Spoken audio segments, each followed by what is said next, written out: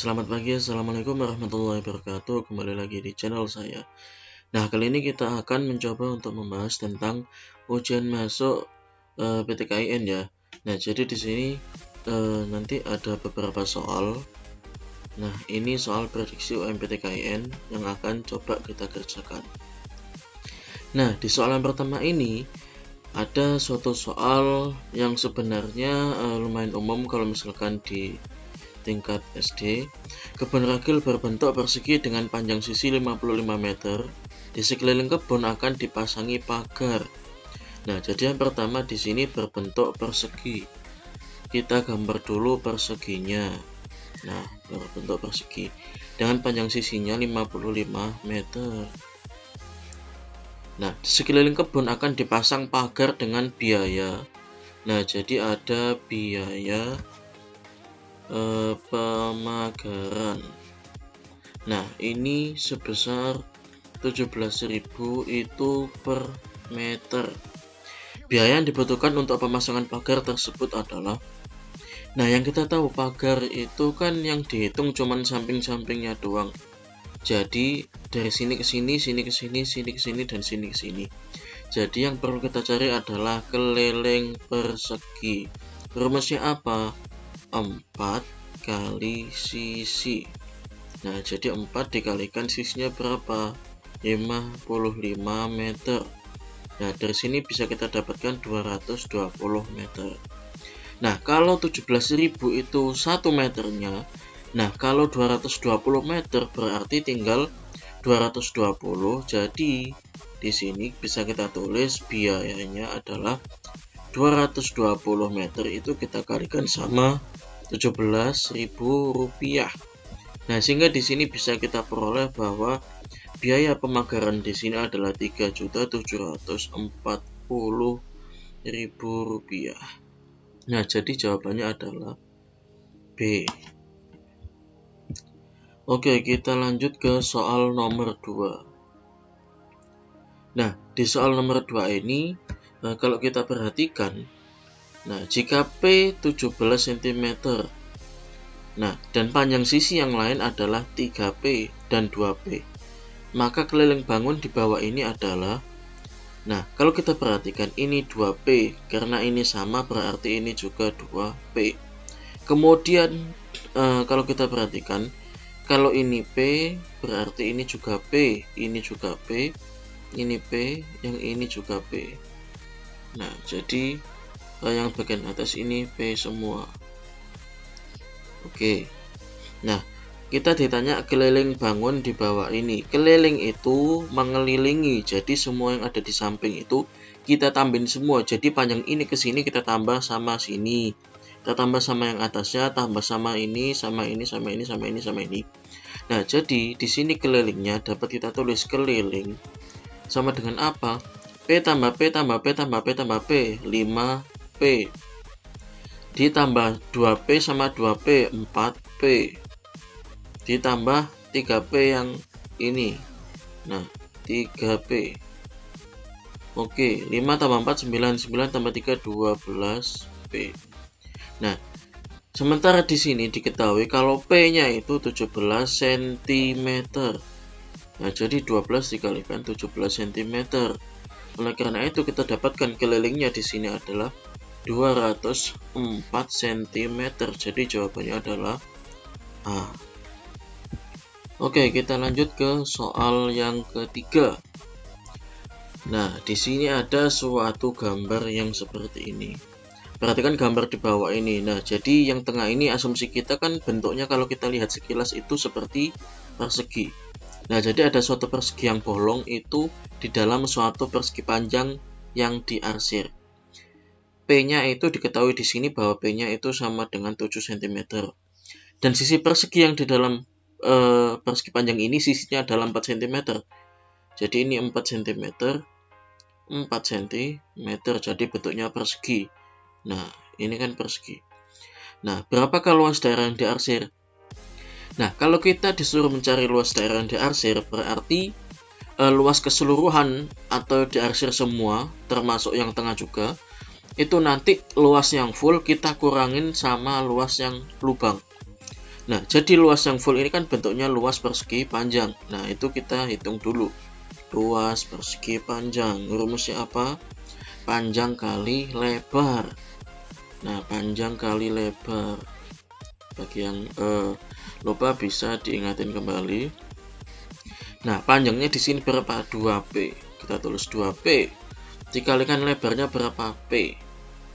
Nah, kalau dalam aljabar 2P kalikan P ya 2P kuadrat. Karena kan 2 kali 1 2. Ini kan sebenarnya ada 1P. 2 kali 1 2. P kali P P kuadrat. Nah, sementara P-nya di sini berapa? 7. Karena itu ini 2 dikalikan 7 cm kuadrat. Sehingga luas persegi panjangnya kita dapatkan 2 dikalikan 49 cm persegi. Alias di sini kita dapatkan 98 cm persegi. Itu untuk luas persegi panjangnya yang diarsir. Nah, terus untuk luas persegi yang lubang itu, luasnya persegi rumusnya apa? Sisi kali sisi. Nah, sisinya berapa? 4 cm dikalikan 4 cm. Nah, di sini kita tulis. Jadinya 16 cm persegi. Nah, untuk luas yang diarsir berarti luas arsiran berarti apa? Luas persegi panjang dikurangin sama luas persegi. Nah, jadi 98 cm persegi dikurangin sama 16 cm persegi. Nah, di sini kita dapatkan hasilnya adalah 82 cm persegi. Jadi jawabannya adalah A. Oke, kita lanjut ke soal yang keempat. Nah, soal yang keempat di sini. Sebuah prisma alasnya berbentuk segitiga siku-siku. Nah, jadi kita gambar dulu. Nah, ibaratnya aja gini, segitiga siku-siku ya. Segitiga siku-siku. Oke. Ini tinggal kita gambarin aja seperti ini. Jadi prisma yang alasnya bentuknya segitiga siku-siku. Nah, jadi ini siku-sikunya di sini. Nah, dengan panjang alas 35 cm. Jadi ini panjang alasnya 35 cm. Nah, jadi alasnya di sini tertulis 35 cm dan tinggi dari segitiganya adalah 16 cm. Nah, jadi tingginya adalah 16 cm. Nah, sementara tinggi prismanya adalah 55 cm. Berapakah volume dari prisma tersebut? Yang kita ingat kalau volume bangun ruang, kalau seperti prisma, balok, kubus, kecuali yang ada lancip-lancipnya, itu semua rumusnya itu luas alas kali tinggi. Nah, jadi rumusnya adalah luas alas dikali tinggi. Tinggi ini tingginya apa ya? Tinggi bendanya, jadi tinggi yang ini, bukan tinggi segitiganya. Nah, berhubung di sini alasnya berbentuk segitiga, maka rumus luasnya segitiga adalah setengah kali alas segitiga dikalikan tinggi segitiga. Yang tinggi ini dikalikan tinggi ini turun. Maksudnya di sini adalah tinggi prisma. Jadi setengah dikalikan alasnya berapa? 35 cm. Tingginya, tinggi segitiga 16 cm. Dikalikan sama tinggi bendanya 55 cm. Nah, dari sini kita dapatkan kalau kita hitung ya, di sini 35 cm, ini dicoret sama ini jadi 8. Jadi dikali 8 cm dikalikan 55 cm. Nah, ini kalau kita hitung kita dapatkan 15.400 cm persegi. Nah, masalahnya yang kita takutin adalah kalau misalkan yang diketahui di sini itu cm, tapi kalau di jawabannya biasanya kadang ada yang dikecoh, diubah satuannya. Misalkan kayak di sini ternyata diubah menjadi liter, kalau nggak gitu diubah ke desimeter kubik dan lain sebagainya. Jadi wajib diperhatikan ya untuk satuan dari panjang maupun volume yang diketahui, karena biasanya jebakan dari soal yang model seperti ini adalah diubah bentuknya untuk satuannya. Nah, kita lanjut ke soal yang kelima. Nah, soal kelima bentuknya seperti ini ya. Nah, jadi kalau bentuk soal seperti ini namanya pola bilangan. Nah, ini kan nulisnya seperti ini. Atau ini maknanya adalah per kalau dalam matematika.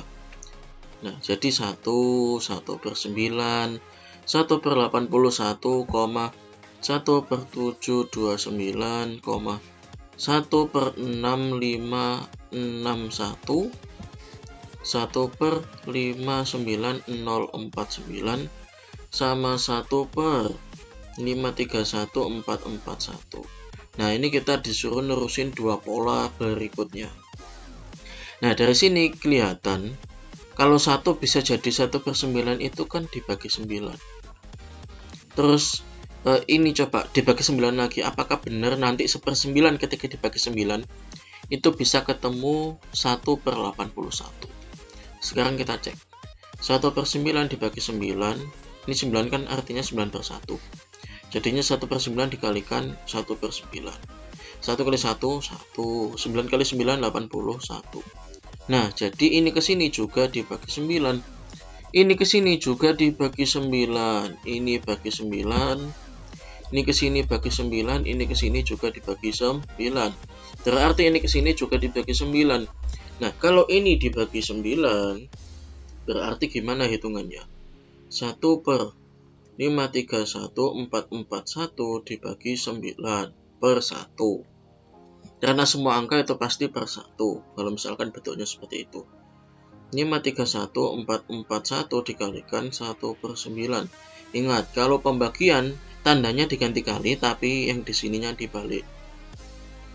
Nah, jadi di sini kita dapetin 1/4/782/969. Nah, jadi dari sini kelihatan kalau ini adalah jawabannya ini. Ini jawabannya 1/4/782/969. Jadi jawabannya yang benar adalah yang C. Nah, jadi jawabannya adalah C. Karena kenapa? Yang ini aja itu ya, yang ini aja, yang C jawabannya. Nah, untuk yang pola selanjutnya ini nggak perlu kita cari lagi. Karena kenapa? Karena memang yang depan jawabannya yang 4/782/969 ya cuman opsi yang C. Cuman dari sini mungkin yang bisa nanti dikembangkan soalnya oleh pembuat soal ya, jadi misalkan yang jawaban yang pertama ini ada beberapa yang kembar, tapi nanti jawaban yang kedua ini yang perlu kita cek lagi. Nah, itu yang perlu kita perhatikan. Jadi misalkan gini, bisa aja si pembuat soal itu misalkan jawaban yang A itu misalkan kayak 2 dan 3. Nah, jawaban yang B juga dikecoh jadi 2 dan 4. Nah, jadi di sini kan yang sama-sama yang di depan ini kan sebenarnya jawabannya sama. Jadi yang perlu kita cek adalah yang kedua. Nah, jadi nggak usah dicek semua. Itu cara cepatnya kalau misalkan mengerjakan soal yang tipenya kayak gini. Oke, kita lanjut ke soal yang keempat. Yang keenam maksud saya. Nah, soal yang keenam.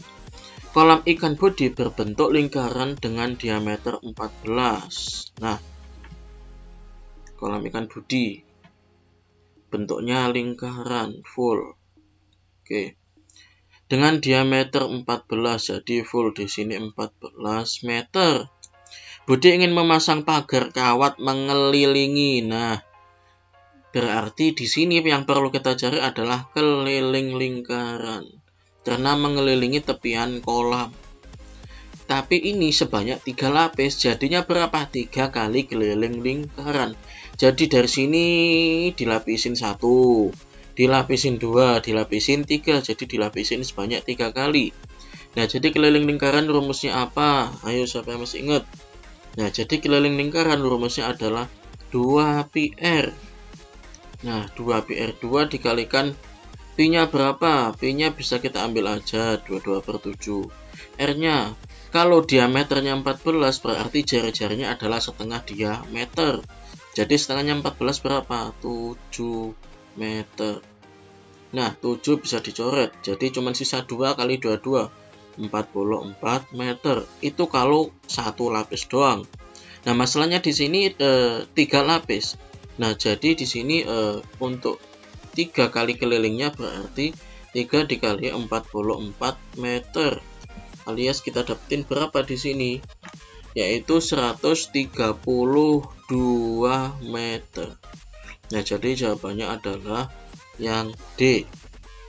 Oke, kita lanjut ke soal yang ke-7. Nah, kita lanjut ke soal yang ke-7. Soal yang ke-7. Di sini ada pola bilangan juga, yaitu 12, 21, 39, 66, 102, 147 sama 201. Kemudian ada dua pola lainnya yang kita disuruh melanjutkan. Nah, jadi ada dua suku ini yang belum ketemu. Nah, untuk mengerjakan suku ini, pokoknya yang perlu kita curigai adalah perpindahan dari sini ke sini. Biasanya itu kalau nggak dikali ya ditambah, kalau nggak gitu dikurang. Nah, jadi kayak seperti yang soal nomor 6 tadi, soal nomor 5 maksud saya, itu kan dibagi. Jadi dari suku ke-1 ke suku kedua ini dibagi, yaitu dibagi 9. Nah, masalahnya kalau 12 ke 21 kan nggak mungkin kalau dibagi. Biasanya paling mungkin polanya kalau di sini ya ditambah. Nah, masalahnya kita kalau misalkan dibagi kan nggak mungkin. Kalau dikali apalagi ya nggak mungkin. Karena 12 ke 21 kan sulit. Nah, kecuali di sini 14, 21 kan kemungkinan itu bisa dikalikan berapa gitu. Nah, karena di sini sulit polanya, jadi kemungkinan polanya adalah penjumlahan, kalau nggak gitu pengurangan. Nah, coba kita coba penjumlahan. 12 ke 21, jadi ditambah 8. Ya, dan tambah 8. Salah, ditambah 9. Nah, kemudian 21 ke 39, kalau kita perhatikan ditambah 18, terus 39 ke 66 ditambah berapa? Ditambah 27. Nah, kalau ini kita lihat polanya, ini kan gini. 39, 66, 102, 147, 201, Ini ke sini ditambah 9, ke sini tambah 18. Apa yang kalian pikirkan kalau ada 9 sama 18? Nah, jadi benar ya. Nah, kalau awalnya ditambah 9, kemudian tambah 18, pasti selanjutnya ditambah 27. Benar nggak? Coba 66 dikurangi 39. Ya, jawabannya 27. Jadi 39 bisa menjadi 66 ini ditambah 27. Nah, berarti selanjutnya jadi ini polanya adalah ditambah terus, tapi polanya itu yang ditambahin angkanya itu yang kelipatannya 9. Jadi kalau habis 9, 18, 27 pasti habis ini 36. Nah, 36. Coba 66 tambah 36. Nah, hasilnya 102 kan? Nah, kalau 102 ke 147 berarti ditambah 45.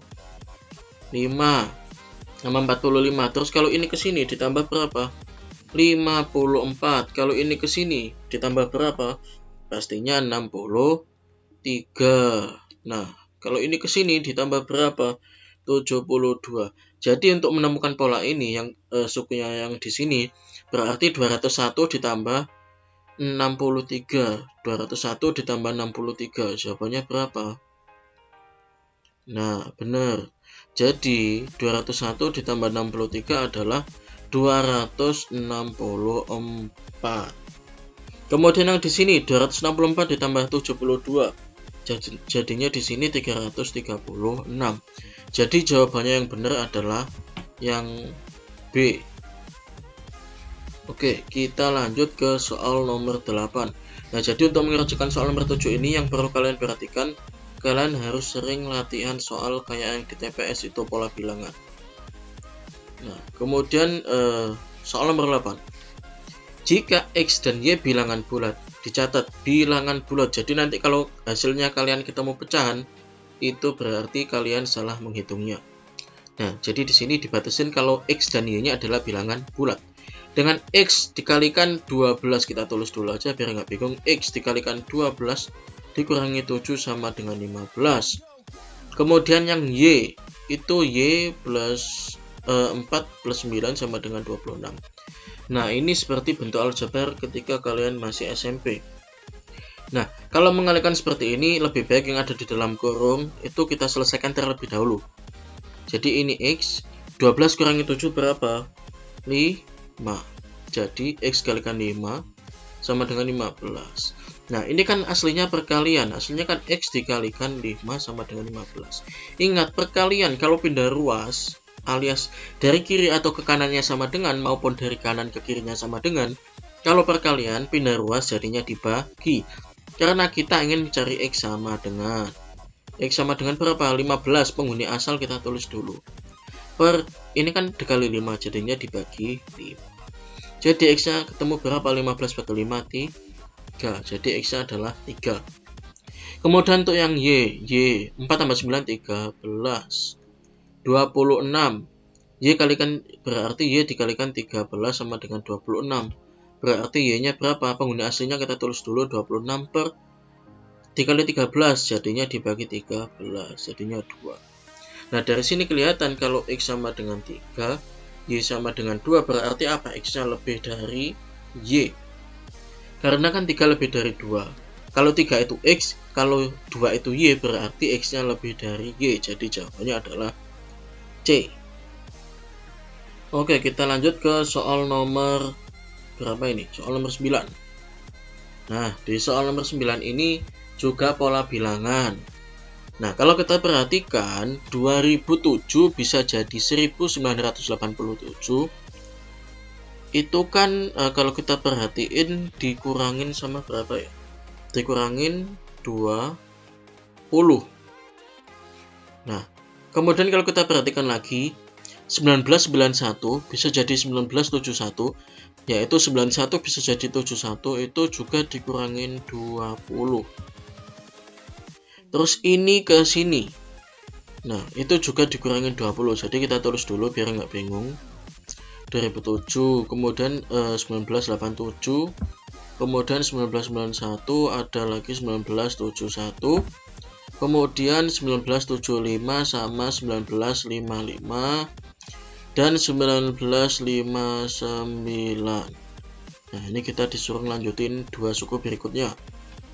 Nah, kalau kita perhatikan 2007 bisa jadi ini kan dikurangin 20. Terus ini ke sini juga dikurangin 20. Karena kenapa? 91 ke 71 yaitu dikurangin 20. Biar bisa 71. Berarti kelipatan 21 2 1 2 1 2. Nah, berarti ini juga dikurangin 20. Bener nggak? 75 dikurangin 20 jadinya 55. Nah, berarti ini ke sini juga nanti dikurangin 20. Nah, masalahnya 1987 bisa jadi 1991 itu diapain? 87 ke 91 berarti ditambah 4. Nah, jadi di sela-selanya dugaan kita adalah ditambah 4. Coba, 1971 ditambah 4, 1975. Nah, ternyata benar. Jadi ini ke sini juga ditambah 4. Berarti ini ke sini juga ditambah 4. 1959 dikurangi 20 berarti 19 berapa? 1939. Nah, kemudian ke sini ditambah 4 jadinya 1943. Nah, jadi jawabannya yang benar adalah 1939 dan 1943. Jadi jawabannya yang benar adalah yang B. Oke, kita lanjut ke soal yang ke-10. Nah, jadi nanti kalau misalkan ada yang bingung silahkan ditanyakan di kolom komentar. Nah, di soal yang ke-10 ini bentuknya juga pola bilangan. 1 ke 13, 13 ke 25, 25 ke 37, 49, 61, dan 73. Ini kita tulis dulu. Nah, jadi yang pertama itu bisa kita tebak-tebak dulu. Kemungkinan dari perkalian, kalau misalkan angkanya kayak kelipatan gitu. Kalau misalkan kayak 8 jadi 16, 16 jadi 32. Nah, kayak gitu modelnya perkalian untuk pola bilangannya. Jadi di sini perlu dilatih juga supaya untuk mempermudah insting kalian untuk menemukan pola bilangan yang ada. Nah, kalau di sini dugaan kita 1 bisa jadi 13.